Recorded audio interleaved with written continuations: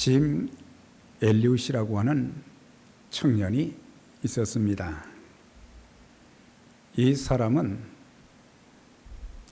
오레곤주 포틀랜드에서 출생하여 복음주의 신학교인 시카고의 위튼 대학을 졸업하고 1956년 28살의 나이로 그의 친구 4명과 함께 남미의 에콰도르의 선교사로 사역을 하기 위해서 떠났습니다.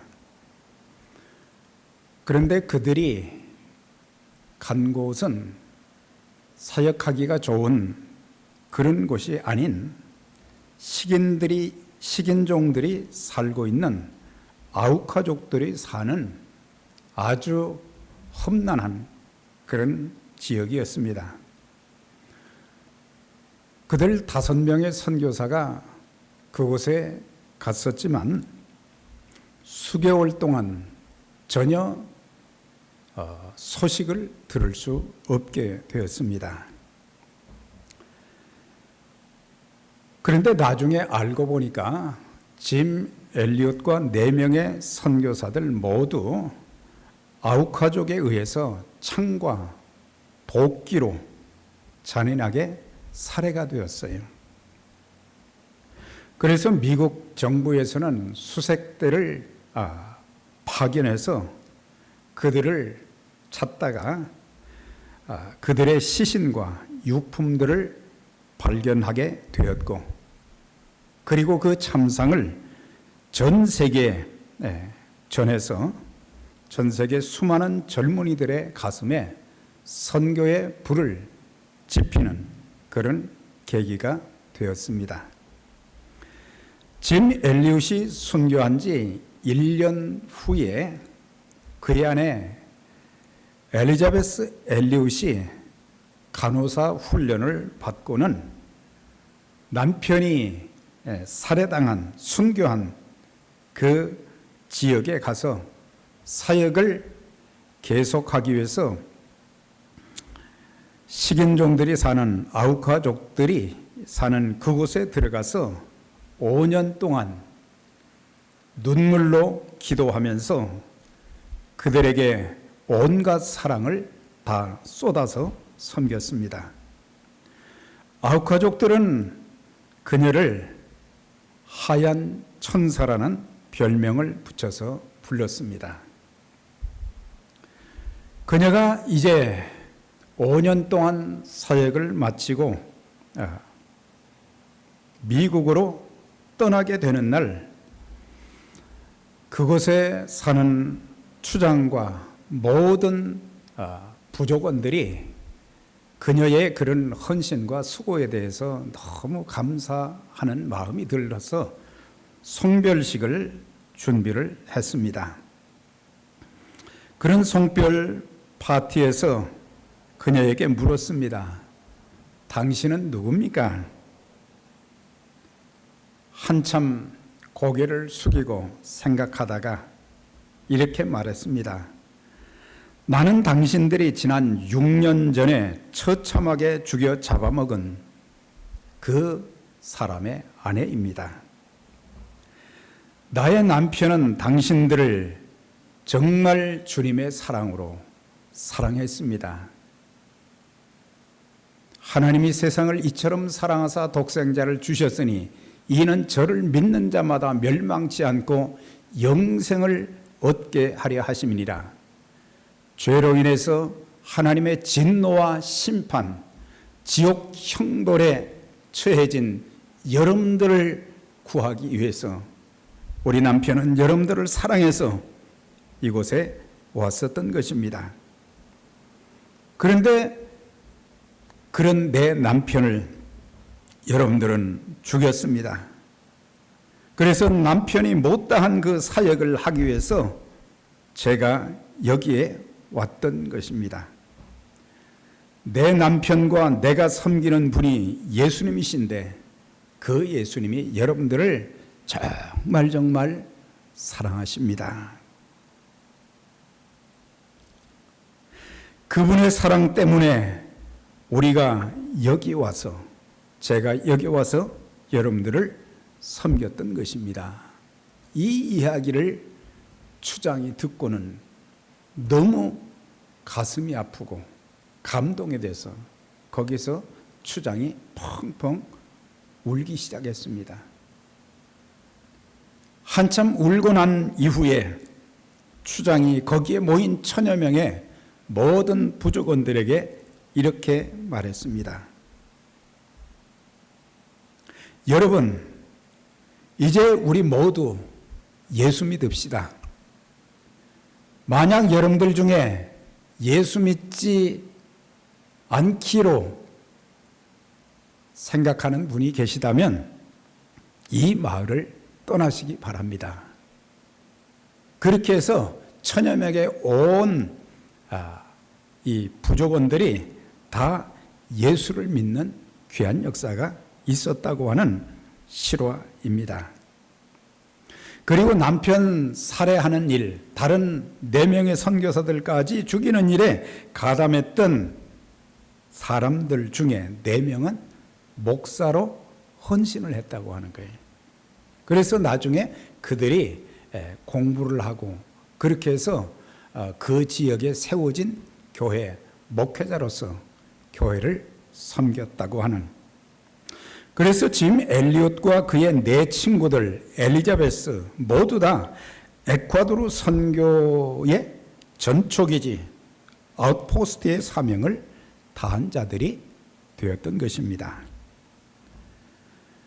본래 교회란 단어는 에클레시아라고 하는 그런 단어에서 유래가 되었습니다. 그 뜻은 불러냄을 받았다는 뜻입니다.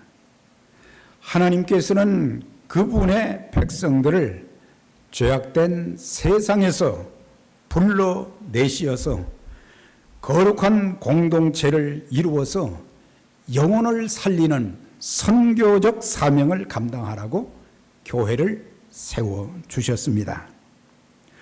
사실 예루살렘 교회가 세워진 이후로 교회 역사는 사실은 선교의 역사였습니다. 예수님께서 승천하시기 직전에 감람산에서 제자들 뿐만 아니라 500여 형제들에게 유언의 말씀을 하셨어요. 오직 성령이 너희에게 임하시면 너희가 권능을 받고 예루살렘과 유다와 사마리아와 땅끝까지 이르러 내 증인이 되리라. 여기서 증인이라는 말은 단순히 본 것을 말한다는 그 뜻보다 훨씬 깊은 의미가 있어요. 그것은 순교자. 그래서 너희는 복음의 순교자들이 될 수 있다. 복음의 순교자가 되어야 한다는 것을 말씀해 준 거예요. 그래서 교회가 세워지는 곳마다 단순히 지역교회로서의 역할만 한 것이 아니고 그때부터 교회가 형성되고 나서는 선교를 위해서 기도하기 시작했고 선교사를 파송하게 되었고 선교사를 후원하게 되었고 그래서 전 세계에 복음을 전하는 그런 역사가 지속돼 왔던 것입니다. 교회는 생명 공동체로서 선교의 전초 기지가 되어야 합니다. 세계 선교의 전초 기지가 된 교회 중에 첫 번째 교회가 안디옥 교회입니다. 안디옥 교회는 예루살렘 교회에 큰 핍박이 일어났었어요. 스데반 집사를 돌로 쳐서 죽이고 난 이후에 이제 많은 그리스도인들이 예루살렘을 떠나서 유다 지역으로 가게 되었고 사마리아 지역으로 가게 되었고 여러 지역으로 흩어지면서 그들은 자기들의 목숨을 연명하기 위해서 도망간 것이 아니라 그때부터 주님이 분부하신 마지막 지상 명령인 너희는 가서 모든 족속으로 제자를 삼으라는 그 말씀을 따라서 그들이 가는 곳마다 복음을 전하기 시작했습니다. 그래서 복음이 조금씩 예루살렘에서 유대와 사마리아로 이렇게 전해지게 되었고, 더 나아가서는 안디옥까지 이 사람들이 그곳에 흩어져서 그곳에서 편히 지내는 것이 아니라 복음을 전하기 시작했어요. 사도행전 11장에 보면은 이 사람들이 나가서 복음을 많이 전하는 가운데 주께서 그들에게 함께 하셔서 주의 손이 함께 하심으로 수많은 사람들이 주님께 돌아왔다고 하는 그런 내용이 나옵니다. 이렇게 해서 세워진 교회가 안디옥 교회예요. 안디옥 교회. 네. 그리고 그 교회에 누가 목회자로 파송이 되냐면 평신도 사역자인 바나바가 파송이 된 거예요. 그런데 바나바는 자기가 가서 이제 그 많은 구원받은 하나님의 백성들을 훈련하기 위해서 자기 혼자 하지 아니하고 길리기아 다소에 가 있던, 집거하고 있던 예수님을 만난 지 구원받은 지 얼마 되지 않은 사울을 찾아갔어요. 그리고 그를 초청하면서 당신과 나와 함께 이 안디옥 교회를 잘 섬겨봅시다. 그랬는데 성경의 13장에 보면 두 사람이 1년 동안을 잘 섬겼는데 또 하나님께서 교회를 크게 축복해 주셨다고 하는 그런 내용. 그리고 나중에 바나바와 사울이 그 교회에서 안수받고 선교사로 파송이 되어서 소아시아, 유럽, 아프리카 이런 지역으로 나가면서 복음을 전하는 가운데 안디옥 교회는 세계 선교의 전초 기지로서의 그 역할을 잘 감당하게 되었던 것을 보게 됩니다. 그런데 이 교회에 참 아름다운 모습들이 몇 가지가 있어요. 첫 번째는 다양한 혈통의 사람들이 함께 협력해서 사역을 하게 되었어요. 13장 1절부터 쭉 보게 되면은 거기에 등장하는 인물들이 유대 혈통을 가진 바나바, 그리고 레위족인 바나바가 있었고 사울이 또 있었고, 그 다음에 헤롯의 젖동생 마나안이 있었다. 왕족 출신이죠. 그 다음에 교사로서 아프리카에서 온 흑인으로 시몬이라는 사람이 있었고, 로마 문화권의 영향을 받은 구레네 사람인 루기오도, 이 사람들이 전부 아프리카 사람들이었어요. 이 사람들의 구성원들을 잘 살펴보면 인종이 다르고, 언어가 다르고, 문화가 다르고, 모든 것들이 다 다른데도 불구하고 그들이 안디옥 교회의 멤버가 되어서 특별히 그들이 하는 일이 어떤 일이었느냐. 선지자 또한 교사의 일을 했다 그랬어요. 선지자는 하나님의 말씀을 전하는 사람이거든요. 그리고 교사는 하나님 말씀을 가르치는 일. 안디옥 교회가 세워져서 가장 중점을 두었던 것이 무슨 일이었냐면 하나님의 말씀이었어요. 하나님의 말씀을 듣는 일에 열심하는 교회가 되었고, 또한 하나님 말씀을 가르치면서 서로 인종과 언어와 문화와 삶의 배경이 다 다른데도 불구하고 그들은 연합해서 하나님의 교회를 성실하게 섬겼다고 하는 것입니다. 사실 같은 문화권, 같은 언어를 쓰면서도 사실 우리가 하나 된다는 것, 서로 연합하는 것이 쉽지 않잖아요. 그런데 그들은 다양한 인종들이지만 다양성을 지니면서도 그들은 연합해서 한 교회를 잘 이렇게 섬기되, 하나님 말씀을 전하는 일과 하나님 말씀을 가르쳐서 양육하는 그 일에 교회의 우선순위를 두었던 것을 보게 됩니다. 하나님의 교회에 꼭 있어야 될 것이 무엇이겠습니까? 서로 연합하는 거예요. 네. 다양한 가운데서도 연합해서 서로 협력해서 그리스도의 몸된 교회가 지체의 사명을 잘 감당할 수 있도록 하는 그런 역할을 잘 해야 되는 거예요. 교회 안에 없어져야 될 것이 뭐겠어요? 배타주의. 네. 배타주의. 남들을 무시하고 또 사역에 제외시키고 이런 배타주의는 세상에서는 있을 수 있지만은 교회 안에서는 사라져야 될 것들이에요.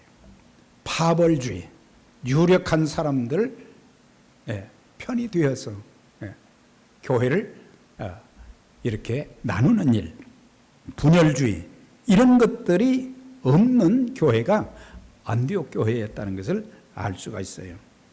자, 그러면 어떻게 다양한 혈통, 언어, 배경을 가진 자들이 하나 되어서 함께 일할 수 있었는가? 뭐 여러 가지가 있겠지만 세 가지로 요약할 수 있어요. 첫째는 그들 모두 예수 그리스도를 믿는 자들로서 그리스도의 피로 한 가족이 되었다는 그런 가족의식, 형제의식이 깊었다고 하는 거예요. 그래서 우리는 그리스도의 피로 죄사함 받고 그리스도의 피로 그 공로로 말미암아 우리가 구원받고 하나님의 자녀가 되었고 우리 모두는 한 가족인 동시에 같은 동력자라고 하는 그런 마음을 가지고 교회를 섬기다 보니까 서로 연합을 하게 된 거예요. 또한 그들은 천국 비전이 같았어요. 목적과 목표가 같았다고 하는 거예요. 왜 우리가 구원받게 되었는가? 왜 하나님께서 우리를 통해서 교회를 세우게 해 주셨는가? 가장 중요한 목적이 뭐냐? 영혼을 구원하는 일이다. 영혼을 살리는 일이다. 지옥 갈 영혼들을 그들에게 복음을 전해서 예수 믿게 함으로 천국 갈 수 있도록 해주는 그런 역할을 하는 것이 교회의 비전이고 이것이 주님의 비전이다. 그걸 알았기 때문에 그 비전으로 하나가 될 수 있었다고 하는 거예요. 셋째는 함께 하나님의 일을 하게 될 때에 서로 비교하지 않고 자기 주장, 자기 권리를 포기하고 주님의 섬김을 본받아서 겸손하게 섬겼다고 하는 거예요. 사람들은 다 자기가 잘났다고 생각을 합니다. 그리고 자기 자랑을 많이 하게 됩니다. 그런데 그들은 진실된 믿음을 가지고 예수 그리스도를 닮는 그런 삶을 통해서 배운 것이 겸손이었어요. 참 겸손은 자기를 죽이는 것이죠. 자기를 낮추는 것이죠. 그리스도만 더 자랑하는 그런 사람들. 그래서 성경은 야고보 사도는 하나님께서는 교만한 자들을 물리치시고 겸손한 자들에게 은혜를 주시고 겸손한 자들에게 복을 주시고 겸손한 자들을 하나님이 택하셔서 하나님의 영광스러운 복음사역에 쓰임받게 하신다고 하는 것을 알았기 때문에 그들은 서로 연합하고 겸손하게 자기보다 다른 사람들을 더 낫게 여기면서 그렇게 섬겼다고 하는 것입니다. 이들 모두 바나바나 사울이나 마나엔이나 모든 사람들 루기오도 시므온도 다 하나님의 동력자요 복음을 전하는 제사장들로서의 역할을 충실하게 잘 감당을 했던 것입니다. 라틴어로 제사장을 폰티펙스라고 그렇게 합니다. 이 폰티펙스라고 하는 뜻은 다리 놓는 사람이라는 뜻을 가지고 있어요. 브릿지 빌더라고 하는 거죠. 다리를 놓는 사람. 사실 다리가 얼마나 중요합니까? 그 다리가 있기 때문에 건너갈 수 있죠. 안전하게. 다리가 없으면 할 수가 없는 거죠. 우리 주님께서 대제사장으로서의 친히 다리 놓는 분, 브릿지 빌더가 되셨습니다. 그리고 우리 모두에게도 주님께서는 다리를 놓는 자들이 되기를 원하는 거예요. 멸망의 자리에 있는 사람들이 구원의 자리로, 생명의 자리로, 영생의 자리로 올 수 있도록 다리를 놓아주는 거예요. 주님이 계시기 전까지는, 주님이 오시기 전까지는 우리는 허물과 죄로 죽었던, 그리고 하나님의 진노와 심판을 받았던, 우리는 하나님과 원수가 되었던 사람들이었어요. 그런데 그리스도께서 십자가에 달려 죽으심으로, 그분이 다리를 놓으심으로 우리는 하나님께로 나아갈 수 있는 길이 열리게 된 거예요. 그래서 우리가 구원받게 된 거예요. 그래서 우리가 영생을 얻게 된 것입니다.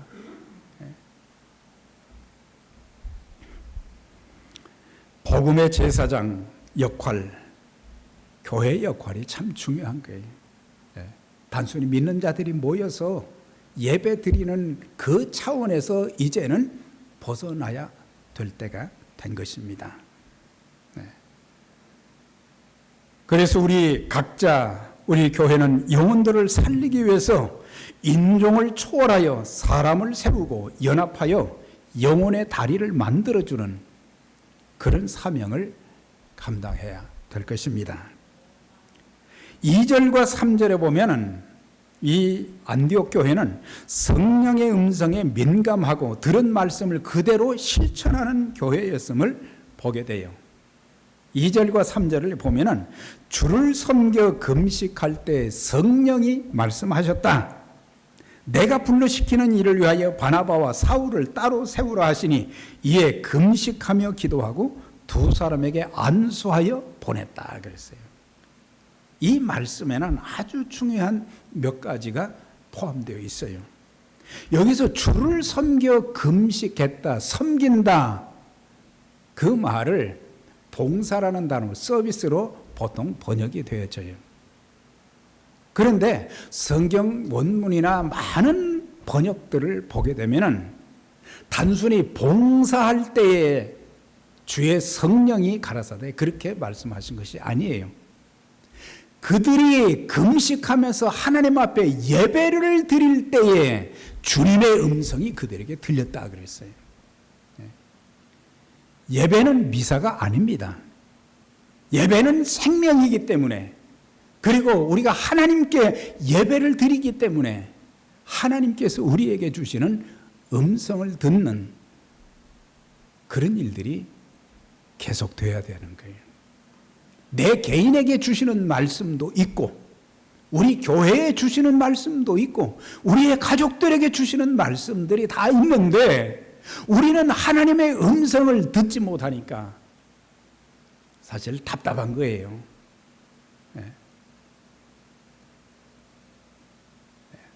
저한테 말이죠, 가끔 편지가 자꾸 와요. 이게 무슨 편지냐,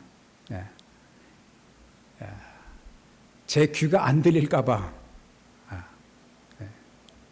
보청기를 해주겠다. 근데 점점 나이가 들어가면서 다른 사람들이 하는 말을 잘 듣기가 쉽지가 않단 말이에요. 여러분들 잘 들을 수 있는 것도 큰 은혜입니다. 그런데 사람의 음성을 듣는 것도 참 귀한 일이죠. 내 사랑하는 아내의 목소리, 자녀의 목소리를 잘 들을 수 있는 것도 얼마나 감사한 일이에요. 잘 안 들려도 이제 주님께서 귀를 열어주시기를 바랍니다. 그런데 우리가 우리의 믿음의 대상, 우리가 섬기는 그분이 하나님이신데, 하나님은 태초에 말씀이 계시니라 처음부터 끝까지 말씀으로 우리에게 들려주시는 거예요. 그래서 말씀을 통해서 우리는 하나님의 뜻과 목적을 알 수 있고, 우리가 마땅히 해야 될 일이 무엇인지를 알게 해 주시는 거예요. 그런데 그들이 예배를 드리는 동안, 금식하며 예배를 드리는 동안 성령께서 그들에게 말씀하셨다 그랬어요. 그러니까는 이 지도자 5명뿐만 아니라 다른 모든 성도들이 똑같이 성령의 음성을 들었다고 그랬어요. 하나님의 음성을 듣게 된 거예요. 그래서 그들은 두 사람, 바나바와 사울을, 그 교회의 공동 목회자인 두 사람을 안수해서 선교사로 파송을 했는데, 성령의 음성을 듣고 성령의 인도하심 따라 그들이 사역을 감당해 나갈 때 많은 영혼 구원의 열매가 소아시아에서도 있었고, 유럽에서도 많았고, 아프리카에서도 있었고, 전 세계적으로 세계 선교의 전초 기지로서의 역할을 잘 감당함으로 하나님 나라가 놀랍게 확장되어 가는 그런 모습을 보게 됩니다.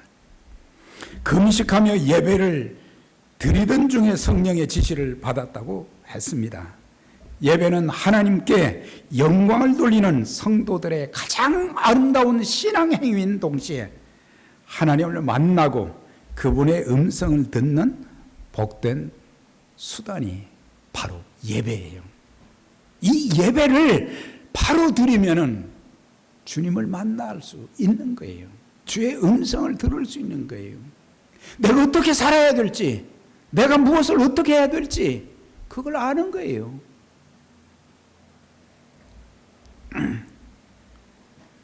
우리가 주님의 음성을 듣지 않고 내 마음대로 사는 것은 큰 문제입니다. 주님의 음성을 듣지 않고 내 하고 싶은 대로 하는 일은 그건 참 위험한 일입니다. 주님, 오늘도 만나 주시고 오늘도 주의 음성을 듣게 해 주셔서 주의 뜻을 알게 해 주셔서 주님이 인도하시는 대로 순종하게 해 주세요. 내 욕심대로, 내 감정대로, 내 기분대로 하지 않게 해 주시고 오직 주의 말씀대로 순종하며 섬기며 살게 해 주세요. 구체적인 성령의 지시는 무엇이었습니까? 바나바와 사울을 따로 세우라 그랬어요. 지금 안디옥 교회가 아름답게 성장해 가는데 그 중에서 핵심 지도자 두 사람을 파송하라고 하는데, 사람들의 생각으로는 이거 회의를 하면서 이거 안 되잖아요. 그렇게 할 수 있잖아요. 그런데 그들은 성령님이 그들 모두에게 주신 지시대로, 음성대로 그들은 순종한 것을 보게 돼요. 그래서 내 생각은 너희 생각과 다르고 내 길은 너희 길보다 다르다라고 하는, 우리는 하나님의 뜻을 너무 모르잖아요. 우리는 급히 말할 때도 많아요. 하나님의 뜻이 어디 있는지, 중요한 일을 결정할 때 하나님의 뜻을 찾고 기도하면서 주의 음성을 듣고 주의 감동하심을 받고 뭔가를 시작해야 되는데 우리는 그냥 너무 급한 거예요. 결정도 너무 급하고 말하는 것도 너무 급하고, 그래서 우리는 실수할 때가 많고 실패할 때가 많은 거예요. 그들은 주님의 뜻이라 확신한 후에는 바나바와 바울뿐만 아니라 그 교회도 지체 없이 순종한 것을 보게 돼요. 시편 119편 60절에 내가 주의 계명을 지키기에 신속히 하고 지체하지 아니하였나이다. 시편 기자는 그랬다고 그랬어요. 그러니까 우리에게 첫째는 주님의 음성을 들을 수 있는 귀가 있어야, 열려야 되고, 둘째는 지체하지 않고 그 말씀에 순종하는 것. 우리는 이것저것 다 따져볼 때가 많잖아요. 우리가 할 수 있는지 할 수 없는지 이런 것들을 너무 많이 생각하잖아요. 하나님의 일은 하나님이 하십니다. 그걸 알아야 돼. 내가 하는 것이 아니에요. 주님이 하시는 일들이. 그럴 때 주의 손이 함께 하셔서 하나님의 큰 일들이 일어나게 되는 거예요. 좋은 일꾼이 되려면 하나님의 말씀을 가장 우선적으로 이제 받아들여야 됩니다. 우리는 주님의 말씀이라면 자기의 생각이 아무리 옳은 것 같아도 우린 접어야 돼요. 그저 우리가 붙잡아야 될 것은 하나님 말씀이에요. 하나님 말씀 붙잡고 그 말씀 따라 행하게 되면은 다른 문제가 생길 이유가 없어요. 왜? 하나님의 뜻이 말씀을 통해서 그대로 역사해서 이루어지기 때문에. 그 다음에 세 번째, 안디옥 교회, 세계 선교의 전초 기지가 된 이 교회는 일꾼을 키우는 교회였음을 알 수가 있어요. 그러니까는 이 5명의 지도자들은 하나님 말씀을 전하는 일과 성도들의 연약한 신앙을 북돋아주고 그들의 신앙을 양육시켜서 좋은 일꾼으로 세우는 그런 일을 우선적으로 했다고 하는 것을 가르쳐주고 있어요. 하나님께서도 선교사부터 파송하라 그 말씀을 하지 아니했고 이 교회가 말씀의 훈련을 통해서 일꾼으로 잘 세워진 그런 사람들을 첫 번째로 파송하라고 한 거예요. 이런 말이 있습니다. 당년에 거두려거든 곡식을 심고 10년에 거두려거든 나무를 심고 100년에 거두려거든 사람을 심고 영원히 거두려거든 복음을 심으라. 그런 말씀이 있어요. 그러니까 100년을 바라보면서 사람을 키워야 된다. 어떤 나라는요, 일꾼 키우는 엘리트들을 양성하는 일에 수많은 돈을 쏟아붓는 강대국이 있어요. 그런데 어떤 나라는 일꾼을 키우지 않는다고 하는 거예요. 다음 세대를 생각하지 않는다고 하는 거예요. 지금 이 정도면 만족하다. 그게 아니에요. 미래를 향한 가장 확실한 일은 심고 키우는 일입니다. 그 중에서도 사람을 키우는 일은 가장 중요한 일입니다. 수천 년의 인간 역사를 살펴보면 그 역사를 책임지고 하나님의 뜻을 이루는 인물이 끊어진 시대는 암흑의 시대였고 방황의 시대였음을 알 수가 있어요. 모세는 후계자를 키워서 여호수아에게 안수해서 자기의 모든 리더십을 위임을 해 주었습니다.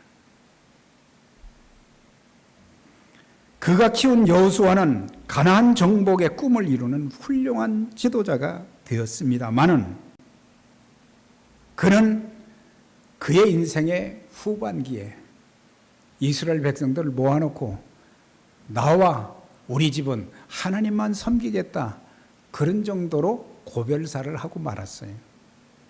일꾼을 키우지 않았다고 하는 거예요. 그래서 사사시대가 된 거예요. 사사시대는 영적 암흑기로 350년간 사사들이 지도자가 되기도 했지만은 그러나 그 시대는 자기 소견에 옳은 대로 하는 우상 숭배하고 자기 하고 싶은 대로 사는 그런 시대가 바로 사사시대였다고 하는 거예요. 그래서 사사시대를 영적 암흑기라고 하는 것은, 영적 방황시기라고 하는 것은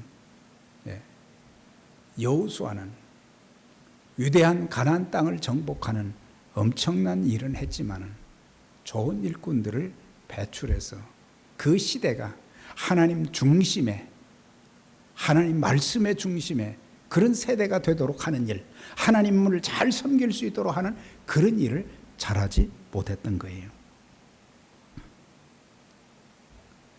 교회 1세대들은 숨겨져 있는 좋은 일꾼들을 첫째는 발굴하고 그들을 세워주고 교회는 그들을 훈련해서 미래의 일꾼으로 책임있게 사명을 감당할 수 있도록 도와주는 일을 해야 된다고 하는 것입니다.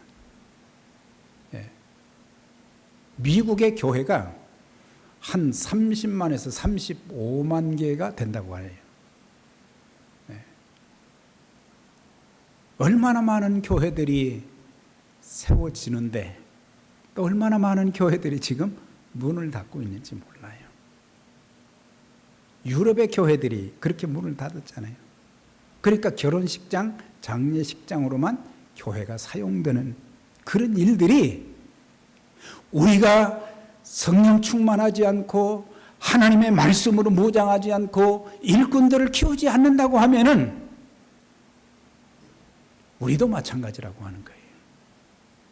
그래서 우리는 정신을 차려서 하나님의 교회에 모두가 일꾼이 되도록 하나님 말씀을 훈련하는 그런 일꾼을 양성하는 일, 그리고 사역을 위임해 주어서 그들이 우리가 했던 일들, 우리보다 더 많은 일들을 할 수 있도록 지원해 주는 그런 일들을 할 때에 우리 1세대의 사명을 잘 감당할 수 있게 되는 것입니다.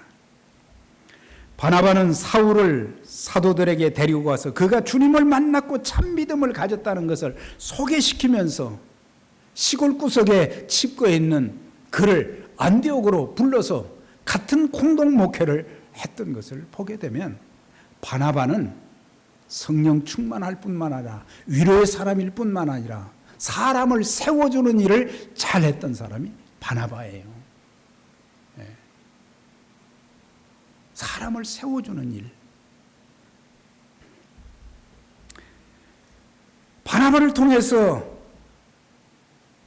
좋은 일꾼이 된 사도 바울은 루스드라에서 아들 같은 제자 디모데를 발굴을 한 거예요.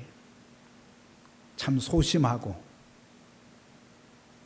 육체적으로 건강하지도 못하지만 좋은 일꾼으로 발굴해서 사도 바울이 가는 곳곳마다 함께 하면서 후임자로서의 그런 역할을 감당했던 사람이 디모데예요. 고린도에서는 브리스길라와 아굴라 부부를 발굴했고 에베소에서는 많은 목회자들을 키웠습니다. 사도행전에 나오는 약 70명의 일꾼들은 사도 바울의 영향을 받아 헌신된 일꾼들이 되었어요. 그래서 바울이 노년에 하나님의 부르심을 받기 전에 마지막 사역의 정리를 하면서 일꾼들에 대해서 이런 사람들을 정말 기쁨으로 영접하라 그랬어요.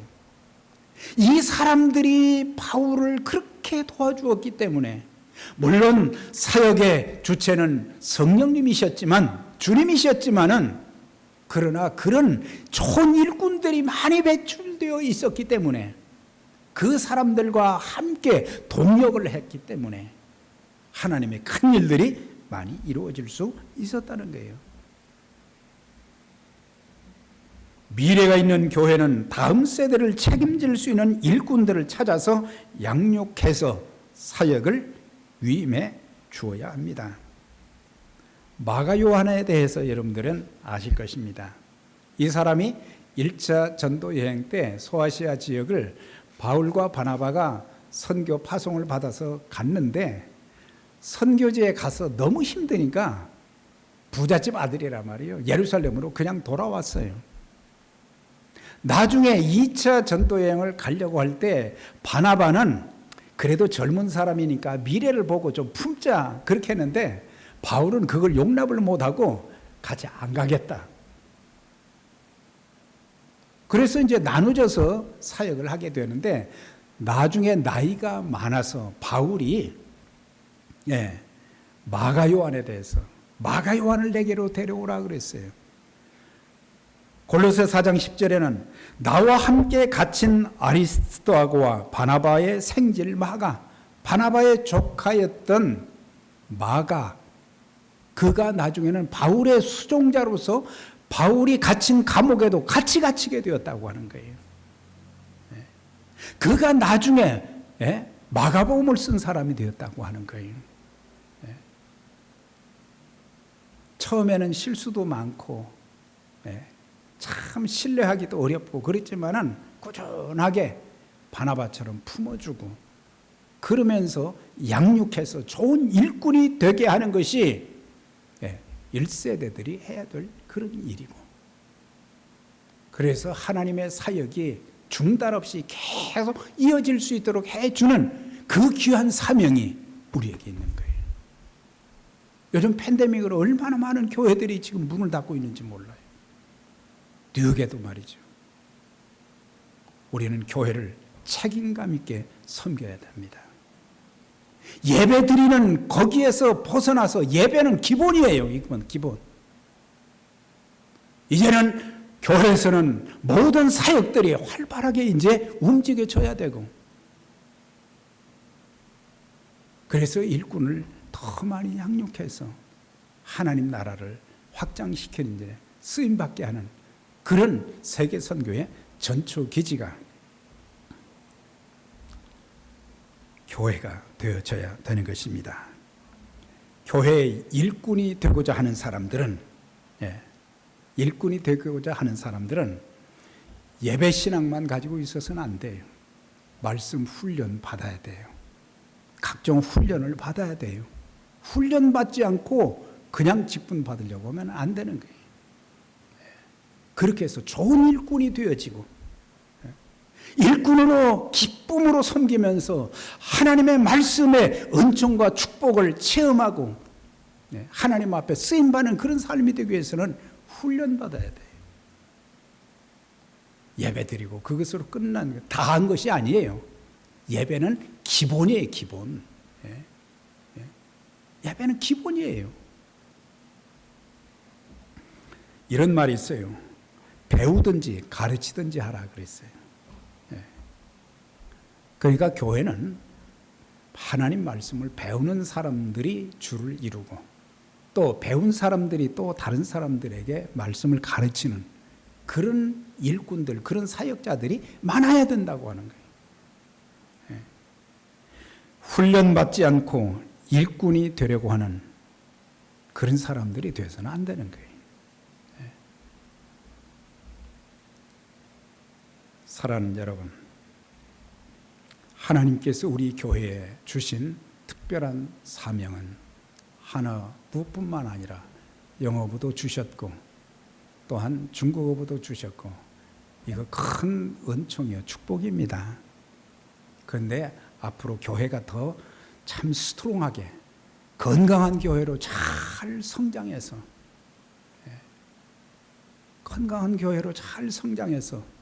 그래야 우리가 선교의 전초기지로서의 역할도 잘할 수 있다고 하는 거예요. 우리가 내적으로 강하지 못하고 선교에 어떻게 쓰임받을 수 있겠어요?